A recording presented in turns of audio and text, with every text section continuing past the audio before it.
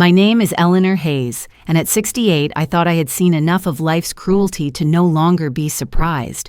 But nothing prepared me for the moment I found myself standing alone at a train station on the edge of Boston, with the cold drizzle soaking through my coat and the last train already gone. My own son-in-law had just left me there, pressing a fake smile on his face as he whispered, "This is for the best," before turning his back and walking away. The air smelled of wet steel and rust. The platform was empty, silent, except for the hum of flickering lights. I tightened my scarf, not against the weather, but against the wave of betrayal that cut sharper than the wind. Mark had married my daughter Rachel, promising to love her to honor our family, and yet here he was treating me like baggage that could be discarded when inconvenient. I stood frozen, clutching the handle of a suitcase that felt lighter than it should. When I opened it, my stomach dropped. It was empty, stripped bare, just like the way he wanted me to feel. Powerless, humiliated, dependent. My phone was gone, my wallet missing. He had planned this every cruel detail. Anger swelled in me, mixed with disbelief. A man who once called me Mom now looked at me as nothing more than an obstacle to his ambition. And yet beneath the sting of humiliation there was something else, a flicker of defiance. Mark thought he had cornered me. What he didn't know was that I carried far more than the appearance of a helpless widow. I carried secrets, resources, and the quiet strength of a woman who had rebuilt her life more than once. That night on the deserted platform, I made myself a promise. I would not let this be the end of my story. If Mark believed he could strip me of dignity and power, he was about to discover how wrong he was. It wasn't as if Mark's cruelty at the train station had come out of nowhere. In the weeks leading up to that night, I had begun to notice the cracks in his carefully polished smile, the way his voice tightened whenever money was mentioned, the way Rachel's shoulders seemed to slump a little lower each time she walked into a room. Rachel had always been a gentle soul, steady and thoughtful. She worked at the local library where her days revolved around cataloging books and helping children find their next story. But lately, when I visited her, I found unopened bills stacked on the counter, and I never once saw her touch the credit card she had used so freely before. At first, she brushed it off when I asked. "Mark just thinks it's easier if he handles the finances," she said, forcing a smile that didn't reach her eyes. "It's temporary."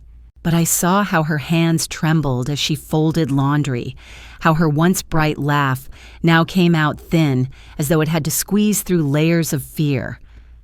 One evening, I caught her wincing when her phone buzzed. The screen lit up with Mark's name. She silenced it quickly, her cheeks flushing with embarrassment.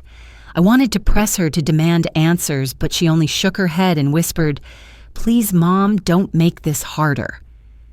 I drove home that night with a heaviness in my chest. Something was terribly wrong. Mark wasn't just stressed from work or debts. He was pulling Rachel into a shadow of herself, tightening his grip on her life piece by piece. And as much as Rachel tried to protect him, or maybe to protect herself, I knew it was only a matter of time before the truth revealed itself. When Rachel invited me over for dinner one Friday evening, I agreed, hoping to see her in better spirits. I carried a homemade pie, the kind she used to beg me to make when she was a little girl. But the moment I stepped into their townhouse, I felt the tension clinging to the walls. Mark greeted me with a wide grin, his arm wrapped around Rachel's shoulders, a little too tightly. "Mom, you're just in time," he said, as if rehearsed. The table was set neatly, candles flickering, wine glasses waiting. It looked like the picture of domestic harmony, except for Rachel's downcast eyes. All through the meal, Mark dominated the conversation.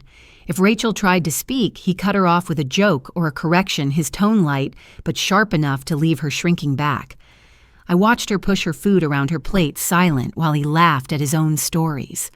When dessert was done and Rachel went to the kitchen to make coffee, Mark leaned toward me. His smile never wavered, but his words came low and deliberate. "Eleanor, you know Rachel doesn't understand the pressure I'm under. I'm working hard, but we're drowning in bills. I think it's time we all came together as a family. You've done well for yourself." Maybe it's time you shared more of that with us." I stared at him, the fork heavy in my hand. There it was, the mask slipping. Not a request, but a demand dressed as concern. Before I could answer, Rachel returned carrying the coffee pot with a careful smile, oblivious to what had just been said. Mark leaned back, his voice rising again with practiced charm. But I had already heard the truth behind his performance, and it sat like ice in my chest. I didn't know then that his next move would be far crueler than words over a dinner table. A week later, Mark offered to drive me to visit an old friend in New Haven. Rachel kissed me goodbye at their doorway, her arms wrapped around me a little too tightly, as if she didn't want to let go. I told her I would be fine. I wanted to believe it. The drive started quietly. Mark tapping his fingers on the steering wheel, eyes fixed on the road. He made small talk about real estate deals and rising interest rates, his voice calm, but there was an edge underneath the same edge I had heard at the dinner table. When we pulled up to the train station, I glanced at the clock. Nearly midnight. The lot was empty, the windows dark. "Are you sure this is the right time?" I asked. "Of course," he said smoothly, grabbing my suitcase from the trunk. "Your train will be here any minute. I thought it would be easier this way, less traffic." He set the suitcase at my feet, leaned close, and lowered his voice. "You need to give us space, Eleanor. Rachel and I will handle things from here. Trust me." His eyes were cold, his smile fixed. Before I could respond, he was already walking back to the car. The taillights disappeared into the darkness, leaving me on the deserted platform. I opened the suitcase, and my heart lurched. It was empty. No clothes, no wallet, no phone, nothing but the echo of his cruelty. For a moment, I stood frozen, the hum of the flickering light above me, the only sound. The rain began to fall harder, soaking through my coat, blurring the edges of the world around me. Mark wanted me to feel powerless, discarded. But as I stood there clutching the hollow suitcase, a different thought sparked in me. He had no idea who he was really dealing with. I must have stood there for nearly an hour clutching that empty suitcase when a voice cut through the silence. "Ma'am, are you all right?" I turned to see a young security guard, no more than 20, shining a flashlight in my direction. Beside him was a woman in a janitor's uniform, her cart rattling softly as she wheeled it along the platform. Her name tag read Rosa. I was left here. I admitted, my voice low. No money, no phone. The guard frowned, unsure what to do, but Rosa stepped closer, her dark eyes full of concern. "Come inside. You'll catch pneumonia out here." She guided me gently toward the small employee lounge where she poured me a cup of vending machine coffee. The warmth of it in my hands was enough to steady me.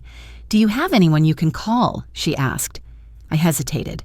Mark wanted me to appear helpless, but I wasn't, not even close. I looked Rosa in the eye. "I'm not stranded in the way he thinks. I have resources, more than he could ever imagine." Her brows rose, but she didn't press. She simply nodded as though she understood what it meant for a woman to keep part of herself hidden, waiting for the right moment. I borrowed the guard's phone and arranged a taxi to a hotel across town. Before I left, Rosa squeezed my hand. "Don't let him break you," she whispered. Her words burned into me not as comfort, but as fuel. Mark believed he had reduced me to nothing.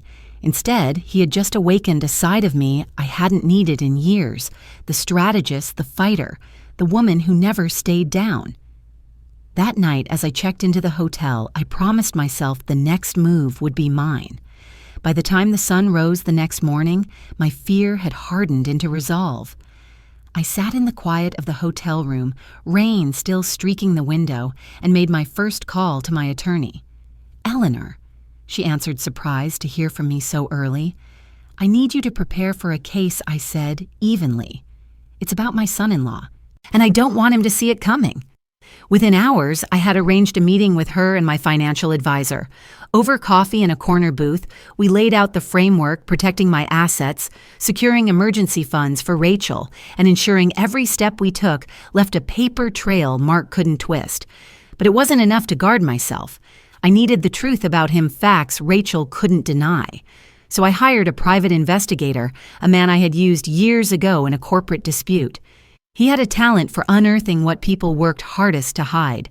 A week later, he returned with his first findings.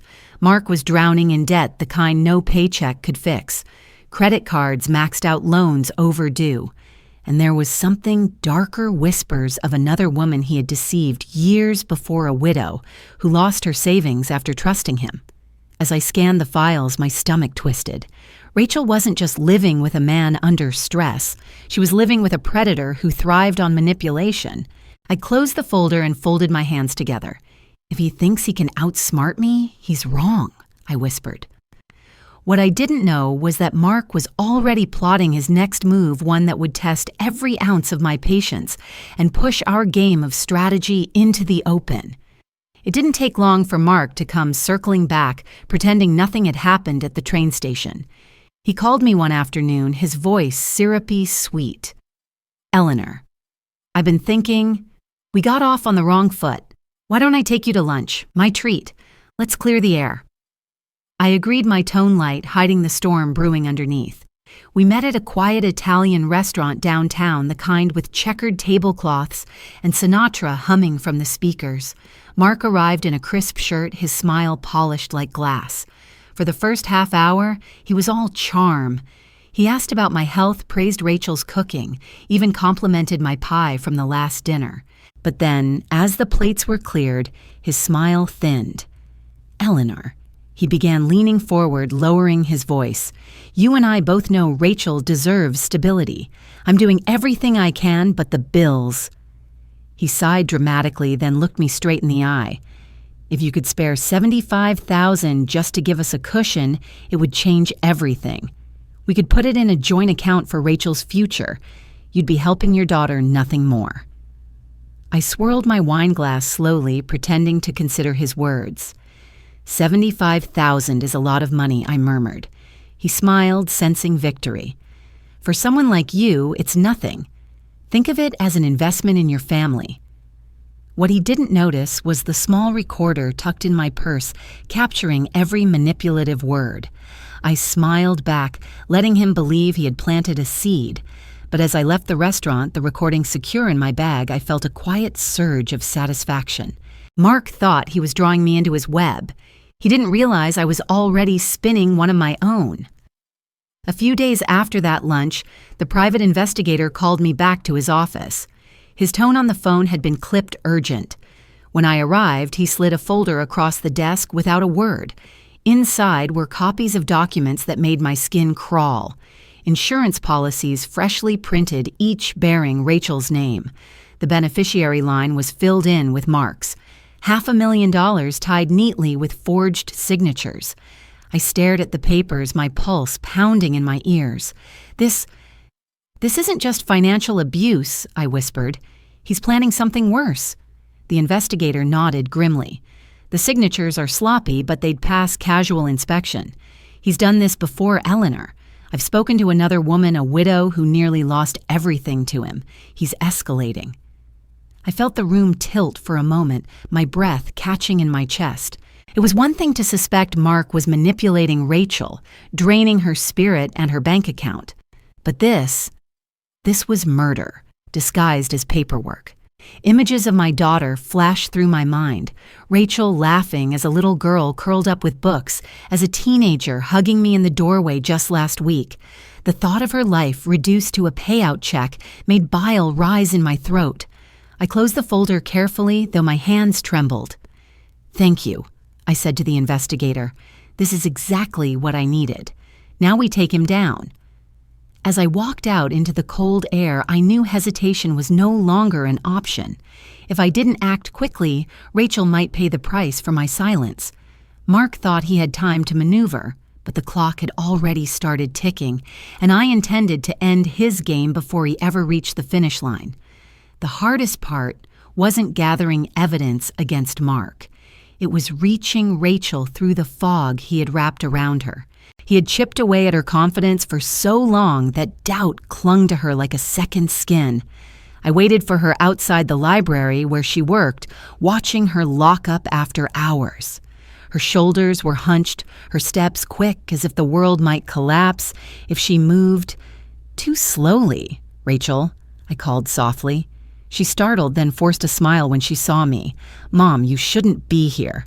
"Mark doesn't like—" "I know what Mark doesn't like," I interrupted gently. "But this isn't about him, it's about you. Please just hear me." We sat on a bench under the street lamp, the night air sharp against our faces. I pulled the folder from my bag and laid the insurance papers in her lap. Her eyes scanned the documents, confusion giving way to horror. This is my name. That's not my signature." Her voice broke. "Mom, what is this?" "It's proof," I said, steadying her trembling hands with mine. "He forged your name. He took out a policy on your life. Rachel, he isn't just controlling you, he's preparing to end you." Tears welled in her eyes as she clutched the papers to her chest. For the first time, I saw the wall between us crack. I didn't want to believe, but deep down, I knew. I felt it every time he looked at me like I was disposable. I wrapped my arms around her, holding tight. "You are not disposable. You are my daughter, and I will not let him take you from me." That night, I drove her to a safe house arranged by my lawyer. Mark still thought he controlled the board, but the queen had already moved off his grid and into mine. The following week felt like moving pieces across a chessboard, every step deliberate, every choice precise. With Rachel safely hidden, I gathered the evidence, the recordings from lunch, the forged insurance policies, and the testimony from the widow Mark had deceived before. My attorney prepared the filings while the investigator worked with the police. The day we handed everything over, I felt a cold steadiness settle inside me. I wasn't a helpless victim anymore. I was the one pulling the strings. Detectives arranged the arrest, quietly waiting for Mark at his real estate office. I sat in my lawyer's car across the street, watching through the tinted glass as he strutted up the sidewalk, phone pressed to his ear, looking like the king of his own little world. 2 plainclothes officers stepped forward. One spoke calm and firm while the other placed cuffs on his wrists. For the first time, Mark's mask cracked. His voice rose in protest, his head whipping around as though searching for an escape. There was none. The news spread quickly. By evening, local stations were reporting on the arrest, real estate agent accused of fraud, elder abuse, and forgery. Rachel's name was never mentioned, protected by the investigators, but the shadow of what he had planned hung heavy in the room as we watched the broadcast together from the safe house. Rachel sat beside me, her hand gripping mine, silent tears on her cheeks. "I can't believe I lived with that man," she whispered.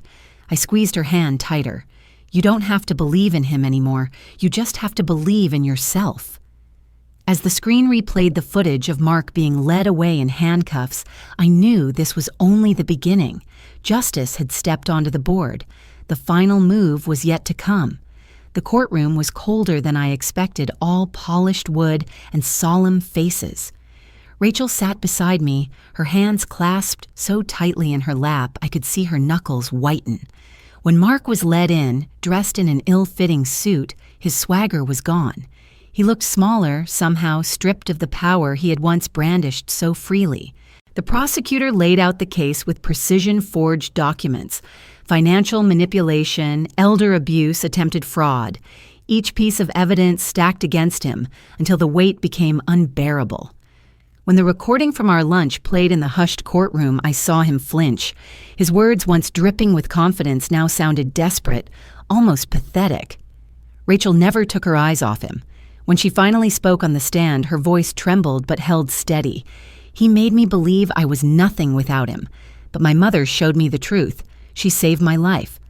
The jury returned swiftly, guilty on all counts. The judge sentenced him to no less than 20 years. His jaw tightened, but there was no escape, no charm left to spin. As we stepped outside into the afternoon light, Rachel leaned against me, tears sliding down her cheeks. "It's over," she whispered as though testing the words. "Yes," I said softly. "It's over.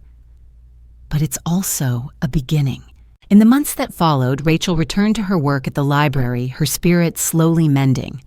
I took the first steps toward building the Hayes Alvarez Foundation, named in honor of Rosa, the woman whose kindness on a rainy night reminded me that strength sometimes begins with compassion. Our mission was clear: to help women escape financial abuse and find safety before it was too late. I often think back to that empty train platform, the sting of betrayal sharp in my chest. Mark thought he had left me with nothing. Instead, he gave me the fire to reclaim everything: my dignity, my daughter, and the power to make sure no one else would ever feel abandoned in the dark again.